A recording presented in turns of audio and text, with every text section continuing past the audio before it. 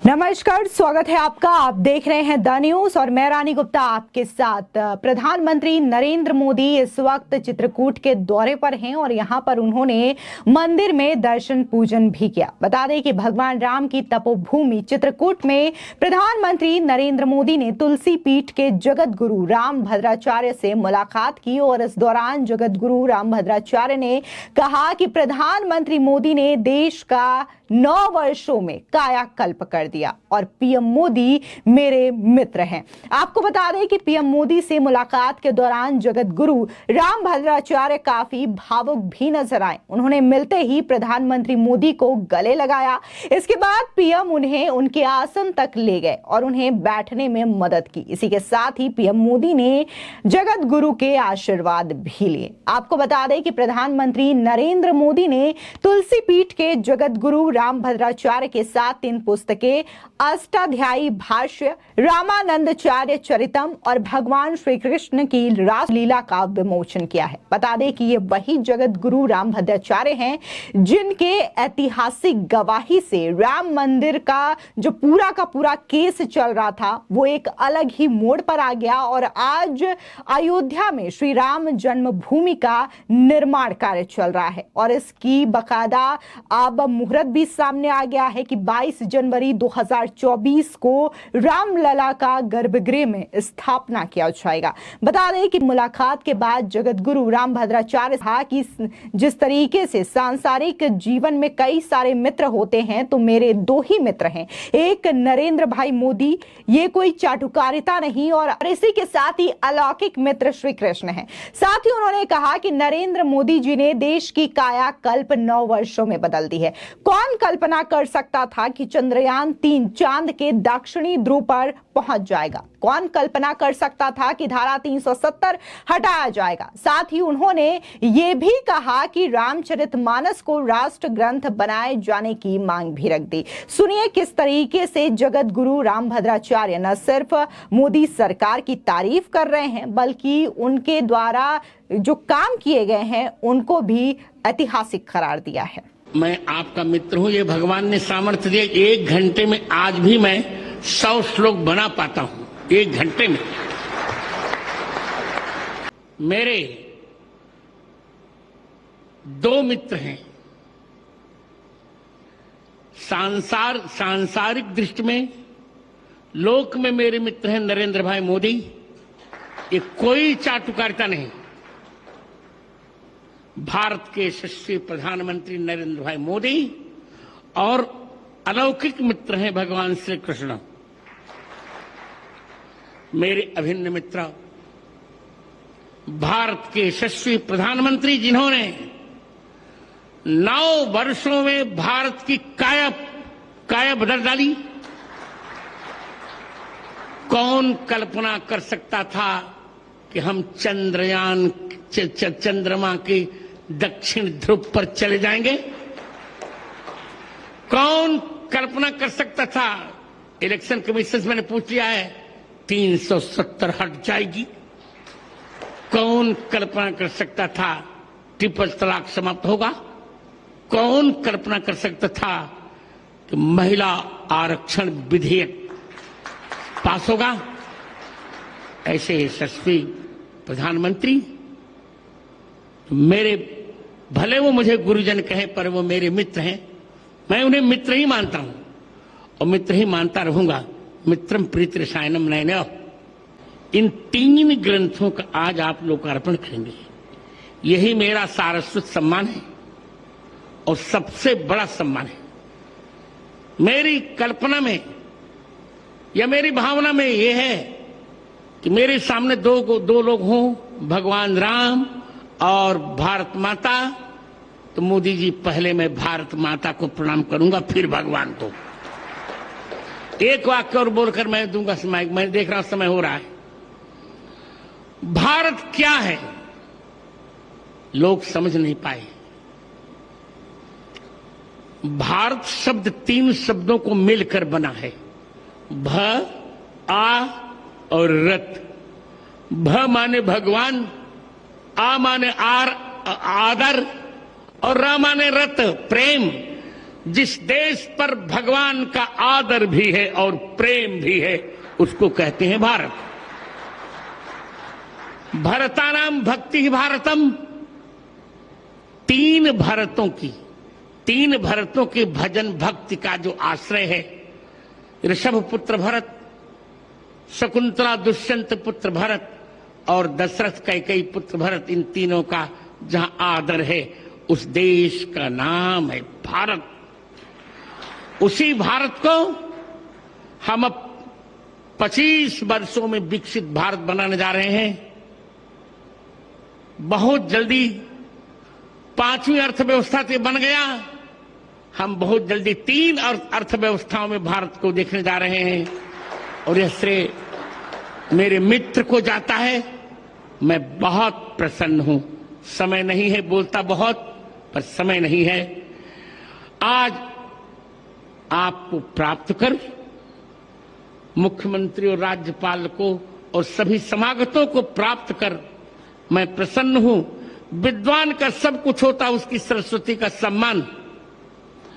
मुझे लोग कहा करते हैं, आपके पास क्या है? मैंने कहा, मेरे पास और पैसा धन नहीं है।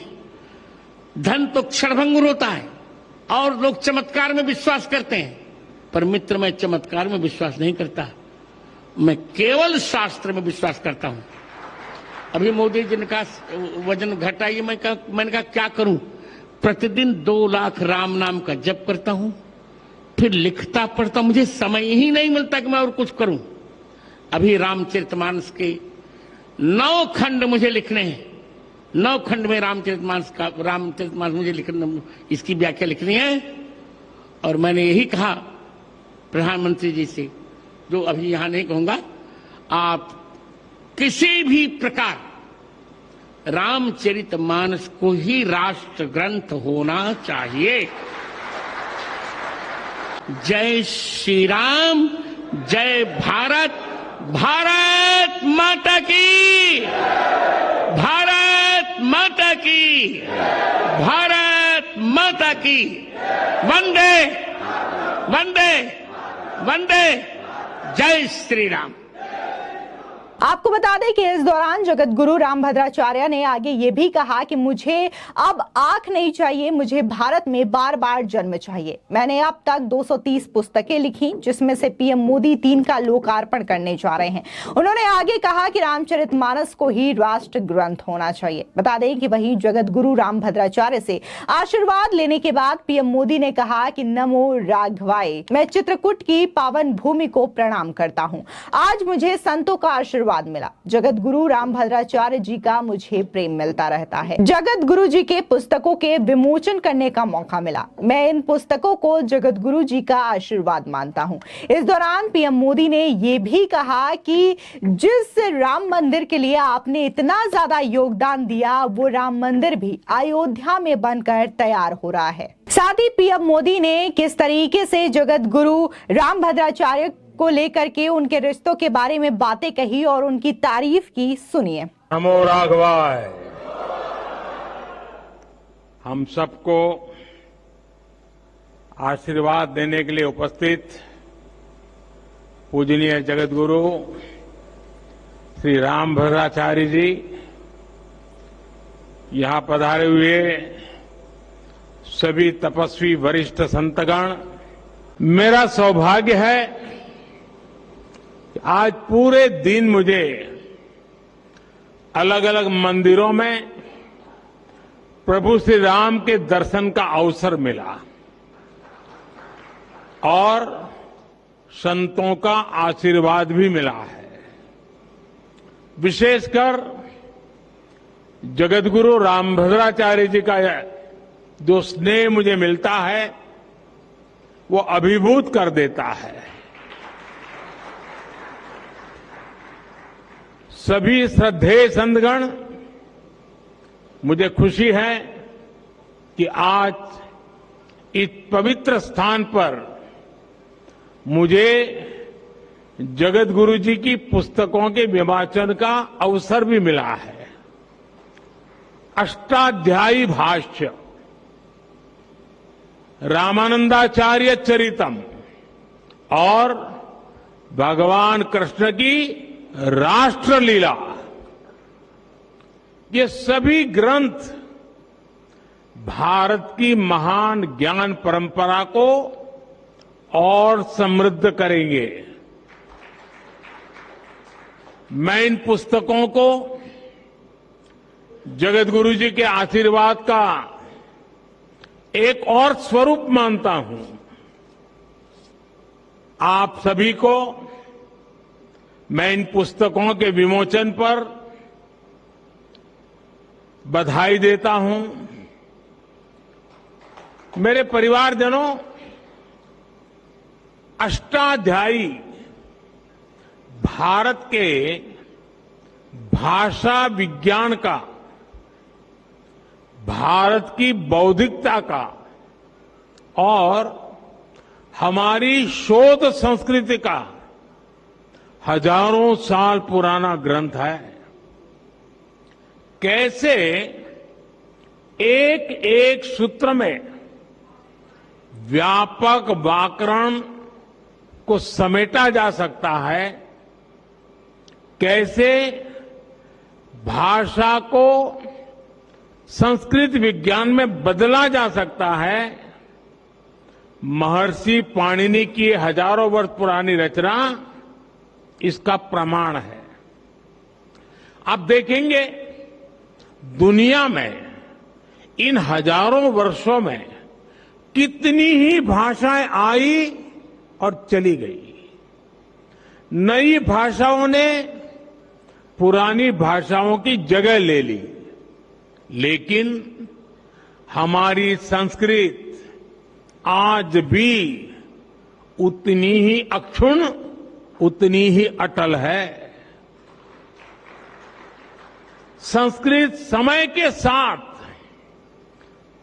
परिष्कृत तो हुई, लेकिन प्रदूषित नहीं हुई। इसका कारण संस्कृत का परिपक्व व्याकरण विज्ञान है। केवल 14 माहेश्वर सूत्रों पर टिकी यह भाषा हजारों वर्षों से शस्त्र और शास्त्र दोनों ही विधाओं की जननी रही है। संस्कृत भाषा में ही ऋषियों के द्वारा वेद की ऋचाएं प्रकट हुई है। इसी भाषा में पतंजलि के द्वारा योग का विज्ञान प्रकट हुआ है। इसी भाषा में धन्वंतरी और चरक जैसे मनीषियों ने आयुर्वेद का सार लिखा है। इसी भाषा में कृषि पराशर जैसे ग्रंथों ने कृषि को श्रम के साथ साथ शोध से जोड़ने का काम किया है। इसी भाषा में हमें भारत भूमि के द्वारा नाट्य शास्त्र और संगीत शास्त्र का उपहार मिला है। इसी भाषा में कालिदास जैसे विद्वानों ने साहित्य के सामर्थ्य से विश्व को हैरान किया है। और इसी भाषा में अंतरिक्ष विज्ञान, धनुर्वेद और युद्ध कला के ग्रंथ भी लिखे गए हैं। और ये तो मैंने केवल कुछ ही उदाहरण दिए हैं।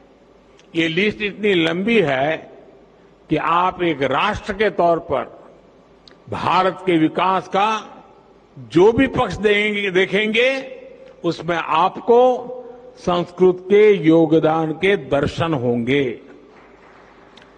आज भी दुनिया की बड़ी बड़ी यूनिवर्सिटीज में संस्कृत पर रिसर्च होती है।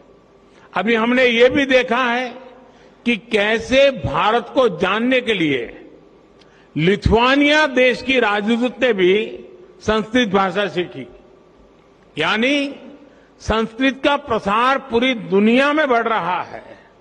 साथियों, गुलामी के 1000 साल के कालखंड में भारत को तरह तरह से जड़ों से उखाड़ने का प्रयास हुआ।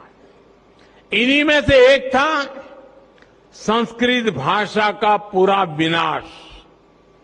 हम आजाद हुए, लेकिन जिन लोगों ने गुलामी की मानसिकता नहीं गई, वो संस्कृत के प्रति वैर भाव पालते रहे। कहीं कोई लुप्त भाषा का कोई शिलालेख मिलने पर ऐसे लोग उसका महिमा मंडन करते हैं, लेकिन हजारों वर्षों से मौजूद संस्कृत का सम्मान नहीं करते। दूसरे देश के लोग मातृभाषा जाने तो ये लोग प्रशंसा करेंगे, लेकिन संस्कृत भाषा जानने को ये पिछड़ेपन की निशानी मानते हैं। इस मानसिकता के लोग पिछले 1000 साल से हारते आ रहे हैं और आगे भी कामयाब नहीं होंगे। संस्कृत केवल परंपराओं की भाषा नहीं है, ये हमारी प्रगति और पहचान की भाषा भी है। बीते 9 वर्षों में हमने संस्कृत के प्रसार के लिए व्यापक प्रयास किए हैं। आधुनिक संदर्भ में अष्टाध्यायी भाष्य जैसे ग्रंथ इन प्रयासों को सफल बनाने में बड़ी भूमिका निभाएंगे। मेरे परिवारजनों, रामभद्राचार्य जी हमारे देश के ऐसे संत हैं जिनके अकेले ज्ञान पर दुनिया की कई यूनिवर्सिटीज स्टडी कर सकती है।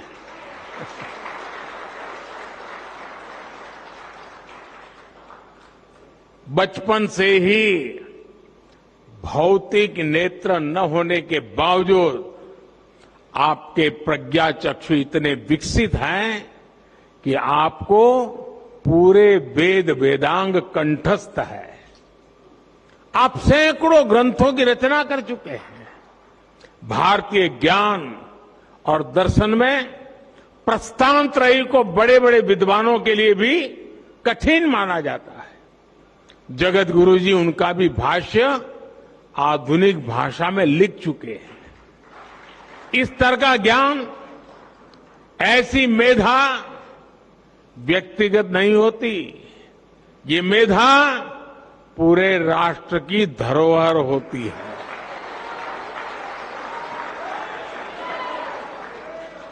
और इसलिए हमारी सरकार ने 2015 में स्वामी जी को पद्म विभूषण से सम्मानित किया था। साथियों, स्वामी जी जितना धर्म और अध्यात्म के क्षेत्र में सक्रिय रहते हैं, उतना ही समाज और राष्ट्र के लिए भी मुखर रहते हैं। मैंने जब स्वच्छ भारत अभियान के 9 रत्नों में आपको नामित किया था, तो वो जिम्मेदारी भी आपने उतनी ही निष्ठा से उठाई थी।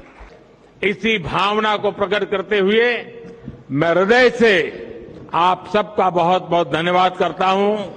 जय श्री राम। ओम आब्रह्मन् ब्राह्मणो ब्रह्म वर्चसी जायता महाराष्ट्रे राजन्यः सूरैकव्योति व्याधि महारथो जायताम् दोग्धिर्धेनुर्बोरानड्वानाशो सप्ति पुरंध्रजोखा जिष्णुरथेष्टा सभेयो युवास्य यजमानस्य वीरो जायताम् निकामे निकामेन पर्जन्यो बरकतु फलवत्यो न ओषधयः पच्यन्ताम् योगक्षेमो न कल्पताम् इति संस्कृत राष्ट्रगीतम्।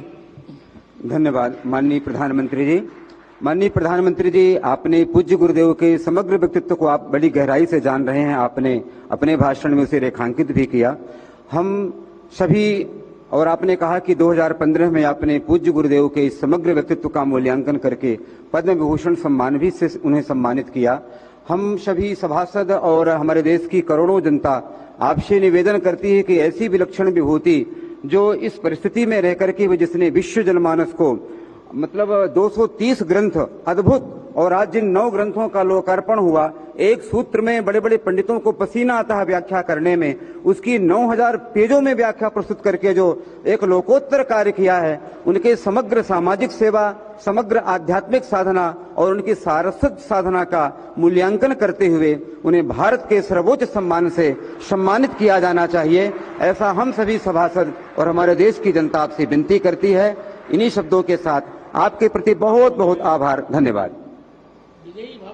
आपको बता दें कि पीएम मोदी ने कहा कि दूसरे देशों के लोग मातृभाषा जाने तो ये लोग प्रशंसा करेंगे, लेकिन संस्कृत भाषा जानने को ये पिछड़ेपन की निशानी मानते हैं। इस मानसिकता के लोग पिछले 1000 साल से हारते आ रहे हैं और आगे भी कामयाब नहीं होंगे। आपको बताते हैं जगत गुरु रामभद्राचार्य जी के बारे में। बता दें कि वे 22 भाषाओं में पारंगत हैं। संस्कृत और हिंदी के अलावा अवधी, मैथिली सहित अन्य भाषाओं में कविता कहते हैं और इसी के साथ ही उन्होंने इन्हीं भाषाओं में अपनी रचना भी रची है। भारत सरकार ने उन्हें साल 2015 में पद्म विभूषण से सम्मानित भी किया है। बता दें कि रामभद्राचार्य का नाम हिंदू संत समाज में काफी आदर और सम्मान के साथ लिया जाता है। यह सम्मान उन्होंने अपनी विशेष काबिलियत से हासिल की है। सुप्रीम कोर्ट में राम जन्मभूमि बाबरी मस्जिद में उनकी गवाही सुर्खियों में बनी थी। वेद पुराणों के उदाहरणों के साथ उनकी गवाही का कोर्ट भी कायल हो गया था। बता दें कि श्री राम जन्मभूमि के पक्ष में विवादी के तौर पर उपस्थित हुए थे और ऋग्वेद की जैमिनीय संहिता से उन्होंने उदाहरण दिया था। इसमें सरयू नदी के स्थान विशेष से दिशा और दूरी का बिल्कुल सटीक ब्यौरा देते हुए रामभद्राचार्य ने श्री राम जन्मभूमि की स्थिति बताई थी। कोर्ट ने इसके बाद जैमिनीय संहिता मंगाई गई। उसमें जगत गुरु ने जिन उदाहरणों का जिक्र किया उसे खोलकर देखा गया। सभी विवरण सही पाए गए। पाया गया कि जिस स्थान पर श्री राम जन्मभूमि की स्थिति बताई गई, विवादित स्थल ठीक उसी स्थान पर बनाया गया है। जगत गुरु के बयान ने फैसले का रुख ही मोड़ करके रख दिया। सुनवाई करने वाली जस्टिस ने भी इसे भारतीय प्रज्ञा का चमत्कार माना। एक व्यक्ति जो देख नहीं सकते कैसे वेदों और शास्त्रों के विशाल संसार से उदाहरण दे सकते हैं, इसे ईश्वरीय शक्ति ही मानी जाती है। इसी के साथ ही कैसे राम मंदिर जहां पर स्थापित था, जहां पर कभी श्री राम का मंदिर था, उस स्थान को बकायदा सटीक तरीके से उन्होंने बताया। इसी के साथ ही अक्सर कई सारे उनके बयान सनातन धर्म को लेकर के लगातार सुर्खियों में भी बने रहते हैं। आपको बता दें कि बागेश्वर धाम के बाबा धीरेन्द्र कृष्ण शास्त्री भी इन्हीं के शिष्य हैं। वो भी लगातार सुर्खियों में रहे हैं अपने सनातन धर्म के बयानों को लेकर के। जिस तरीके से उन्होंने बार बार देश का राष्ट्रीय धर्म सनातन होना चाहिए, इस बात पर जोर दिया, इस बात की मांग की, इसको लेकर के धीरेन्द्र कृष्ण शास्त्री जो हैं हमेशा से ही सुर्खियों पर रहे। लेकिन जिस तरीके से अगर बात हम जगत गुरु रामभद्राचार्य की करें तो उन्होंने स्पष्ट तौर से न सिर्फ